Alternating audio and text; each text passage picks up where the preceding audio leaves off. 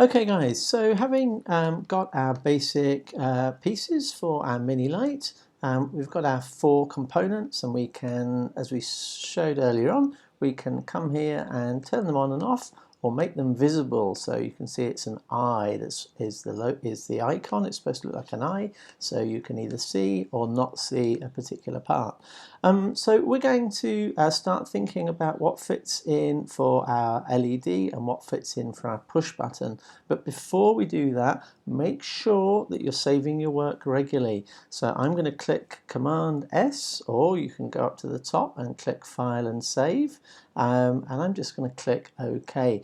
You do need to click File and Save the first time you do it to make sure that you're actually saving it as the right thing and in the right place. So here's my file name, Mr. Wilson Year 7 Basic Mini Light, and here's my location, Semester 2 07 DT111. So I can click in here and choose the particular group. For you guys, you can then actually choose your own name, so you make sure you're saving. You see all these ones down here, okay, these are where we've just sort of saved them into the main folder, the class folder, but we can put them into our own folder just by clicking on the correct one.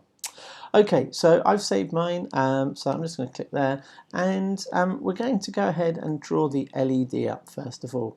Now to do this, I'm probably easiest if I can't see the top and the bottom. So I'm going to untick that one, and I'm going to untick that one, so I can just see my middle components here.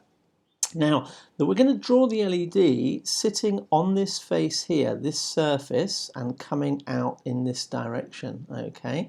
So use your pinch and zoom. It's a really useful tool, and 2 fingers to pan around and move things so it's nice and sort of large and clear. Generally, it's a good idea to keep your data panel closed if you're not sort of saving stuff on it, because it just gives you a bit more space to work with, okay?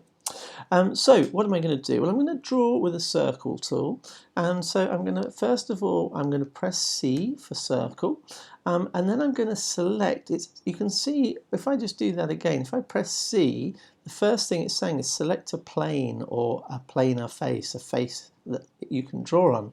So I'm going to select this face here. You could select this one, so it doesn't matter, either the blue or it's that little flat section that is where our LED is going to sit.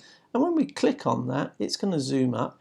It's going to turn around. I'm going to zoom in, so you can just about make out the shape of that surface there. You can see it's a bit difficult where the blue is because it's quite dark, but you can see where this grid line is. The more I zoom in, the clearer it all becomes. So that face, that's the bottom right corner just there. That's the bottom left corner just there. Top left and top right is up here somewhere, isn't it? Okay, so I'm going to come to the center of that, which to me, just let me look at the number of grids there are. That looks like the center to me.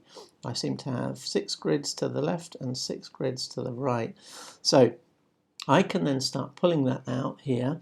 Now the LED size is actually 5 mm at the top part, but it's 6 at the bottom. So do we make it 5? Do we make it 6? I'm going to make it 6, okay, and it will just fit into that space, and press enter. And then we've got a circle there. Once we've drawn our circle, so hopefully in the centre, hopefully we're 6 wide, but again, if you're slightly off centre, make it 5 and it will be absolutely fine, or 5.5. What we're then going to do is we're going to use our E for extrude tool, and we're going to select the surface here, and you might see on mine it's sort of not adding that bit, so make sure it's got the whole thing has gone blue. I'm just going to zoom out a little bit, and I'm going to go back to my home view, because everything's much easier when you're extruding, I think, if you look at the home view. If you look at the front view, it's a bit hard to tell what that is doing, what that circle is doing. So click on your home view, and then I'm just going to pull that forwards, and I'm going to pull it forwards by 6 mm as well. And that sort of represents our LED. Now, really important thing is that you come across, remember how we did this before, and we need to say that this is a new body or a new component, okay? Otherwise, it's going to join it to what's already there. You'll notice it defaults to that join setting often. It defaults to join or cut. We need to change it to a new body or a new component, and then we can click OK. So there's our representation. It's not really a particularly accurate drawing. It hasn't got the legs for a start, but hey, it's fine for a representation. We're going to just round the front of that, so I'm going to press F for fillet and click on that front edge. You see how that front edge goes black?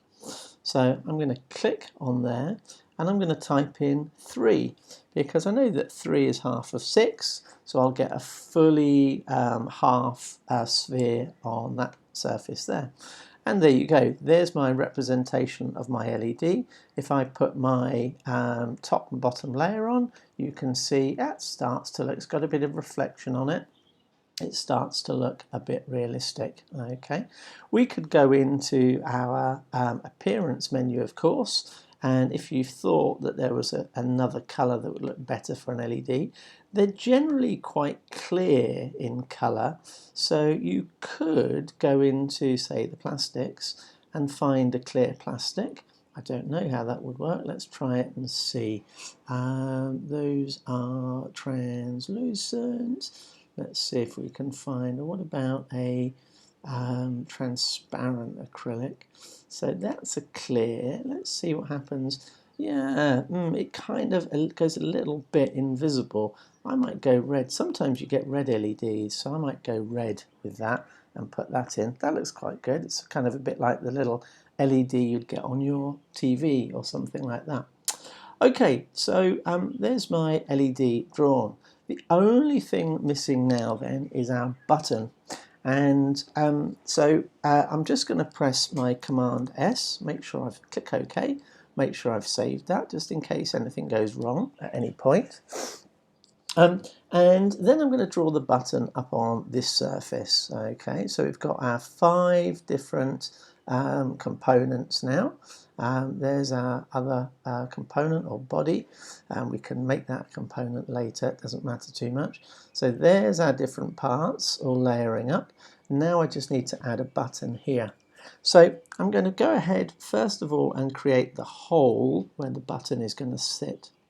So you're going to press C, because I'm going to draw it as a circle, and when you see these little planes open up, instead of selecting one of those, I'm going to select this main surface here. Notice how when I move my mouse onto it, it goes that sort of grey-white selected colour. So I'm going to click that onto there. I can zoom and pinch to make it the right sort of size. And then I'm going to press C for circle, and when I've pressed my C, I'm going to find the centre, and you can see it's appearing with that little circle there. I'm going to click and drag out. Now I want the button to be 18 mm, so I'm going to type 18 on my keyboard and press enter. And then having done that, I'm going to press E to extrude, and I'm going to click this. Remember, we said always good to go back to your home view when you're doing any extruding. And for this one, instead of pulling up, okay, we're going to push down. We're going to push down by -3. And if you notice across here, it's automatically said, I think you're cutting material away, which we are. Check it's the right size, -3, click OK. Now we've got a hole in the top of our mini light for the button to sit. Okay, so that's pretty useful. And you'll notice that the hole in the button above is slightly smaller, and that's so that the battery can't actually fall out. If you think the battery is this size, if you made the hole above it the same, it could fall straight out. So this will stop it from falling out. Okay, now the final thing we need to add is an actual button. So to do that, we're going to press a button that we haven't used before, which is P.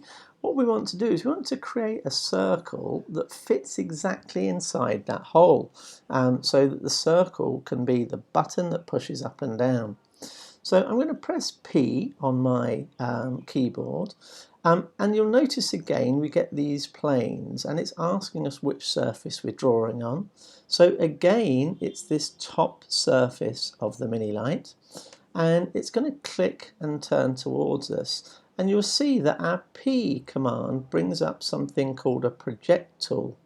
And when we project, we can, what it basically means is we can take lines from our drawing, like this one. So you'll notice that as I first hover on, both the inside circle line and the outside circle line come on.